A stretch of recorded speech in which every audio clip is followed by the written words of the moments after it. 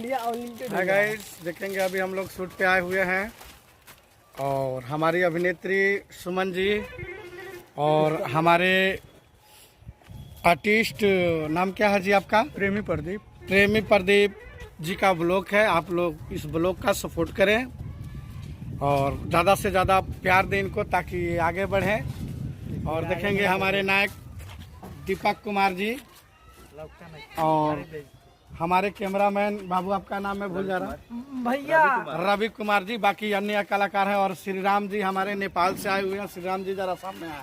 भैया इनकर ब्लॉग के सपोर्ट है, हमारी ईटा के सपोर्ट करे के बा, खाली ब्लॉग भर रहे सपोर्ट बा, ईटो के हमारे सपोर्ट करे। क्या बात है। श्री राम जी हमारे नेपाल से आए हुए हैं, बहुत अच्छे मित्र हैं, बहुत अच्छे एक्टर हैं जो अभी आए हैं नेपाल से चल करके विदेश से। अभी हम लोग इंडिया में हैं और नेपाल को विदेश कहा जाता है। विदेश से इन्होंने आया है इंडिया में इस काम को आगे बढ़ाने